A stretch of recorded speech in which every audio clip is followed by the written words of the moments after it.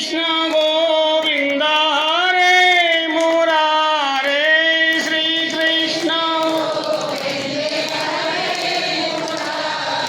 हे नाथ नारायण वासुदेवा हे नाथ हे नाथ नारायण वासुदेवा हे नाथ हे नाथ नारायण वासुदेवा हे नाथ बोलिए गोपाल कृष्ण भगवान की, कृष्ण कन्हैया लाल की। आइए मंचासी समस्त संत वृंद को प्रणाम करता हूँ। और सबसे अच्छी बात ये होती है कि आप जिस नगर में जाएं, जिस गांव में जाएं और आपका चिंतन सुंदर हो जाए तो मानो निश्चित कहीं न कहीं माँ गायत्री की कृपा उस गांव पे है। और ऐसा ही मुझे यहाँ आकर लगा। भुलाए ग्राम के सभी वासियों को वंदन। आदर्श गांव के रूप में भुलाए का नाम लिया जाता है। यह हम सब के लिए बड़ी ही प्रसन्नता की बात है। छोटा सा गांव भुलाए और इतनी विशाल गौशाला का संचालन बड़े ही सरल सहज स्वभाव के साथ आप लोग कर रहे हैं।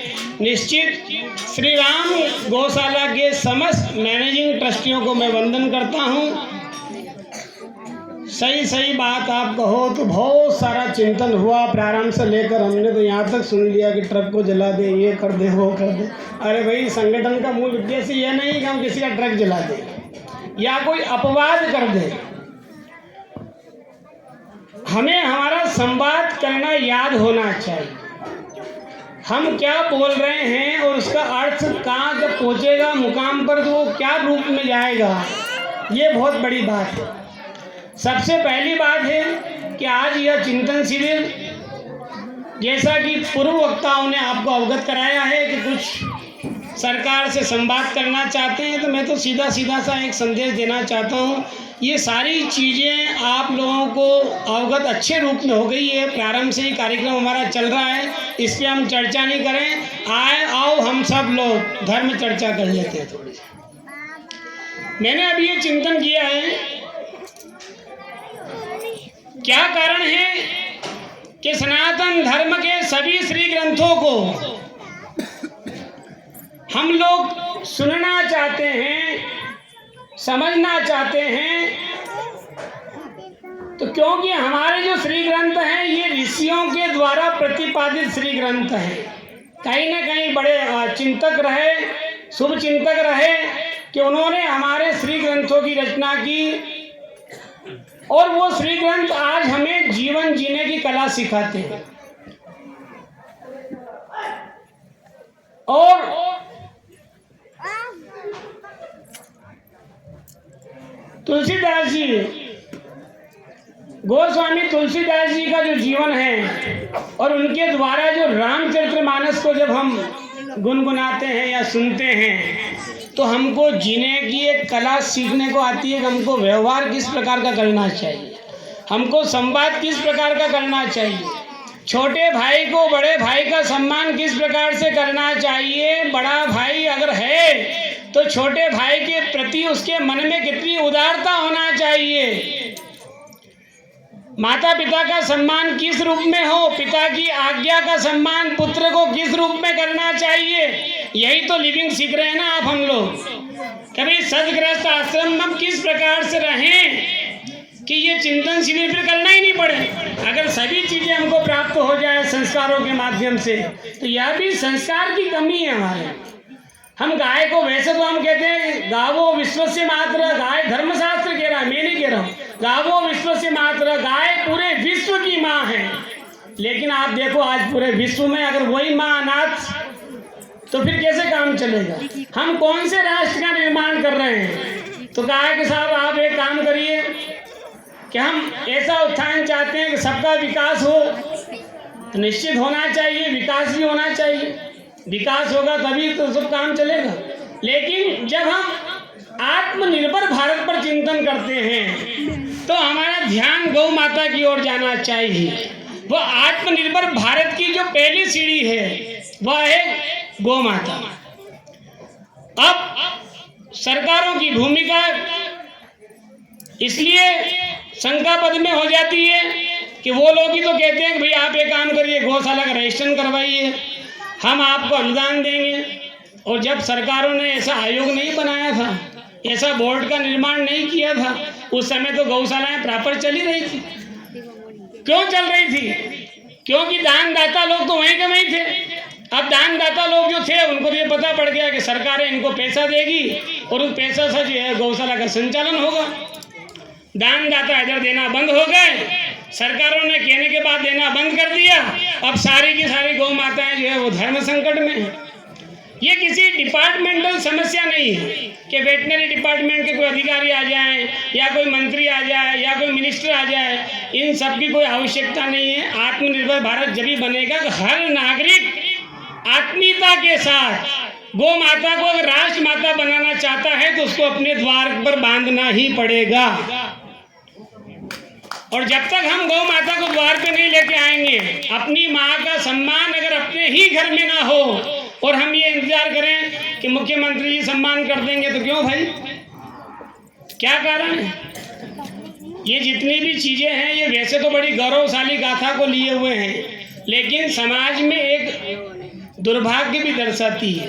आज हम किसी वृद्धाश्रम के सामने से निकलते हैं और वहाँ पर बुजुर्ग माता पिता को देखते हैं, पहला चिंतन ये होना चाहिए कि देखो ये कितने संस्कारों की कमी आ गई है कि बुजुर्ग माता पिता इस वृद्धाश्रम में हैं।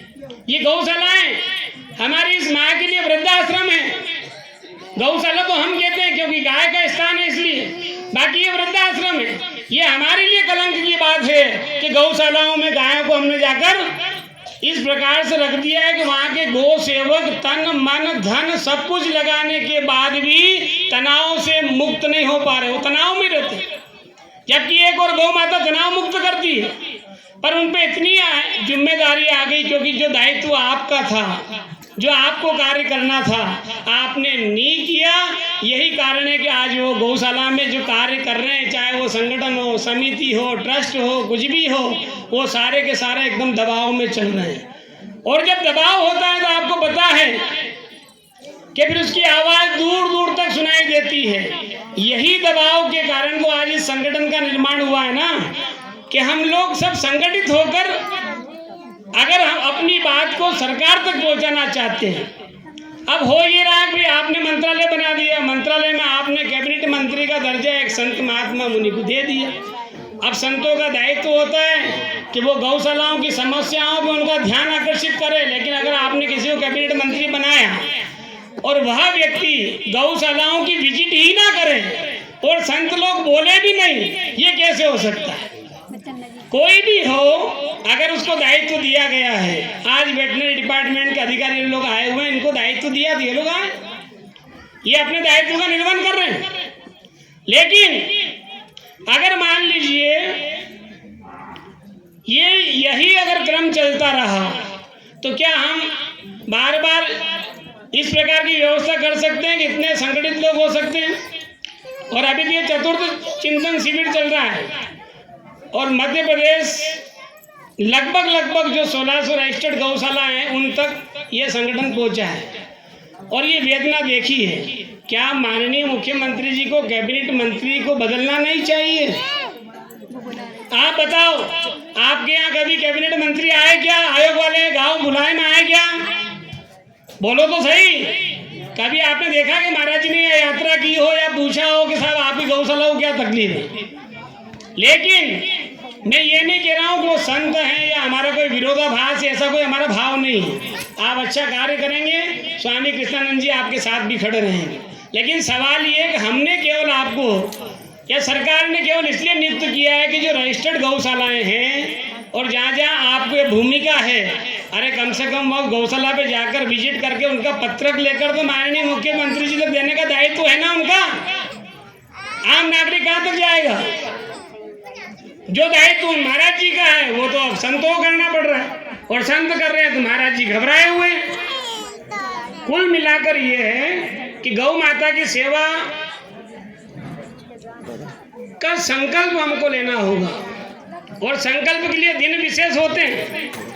आज गोपाष्टमी का पर्व है तो पहले हमको ये समझना पड़ेगा कि गोपाष्टमी ही क्यों, गोपा नवमी क्यों नहीं हुई। ये समझने वाली बात यह है कि भगवान बाल कृष्ण का जब जन्म होता है और धीरे धीरे कर बाल कृष्ण बड़े होते हैं और 6 वर्ष की आयु होती है, और वह ये देखते हैं कि कुछ ग्वाले गाय को चराने के लिए जा रहे हैं। यह लाला भी अपनी माँ यशोदा के चरणों में बैठकर कहता है कि माँ मुझे भी गोपाल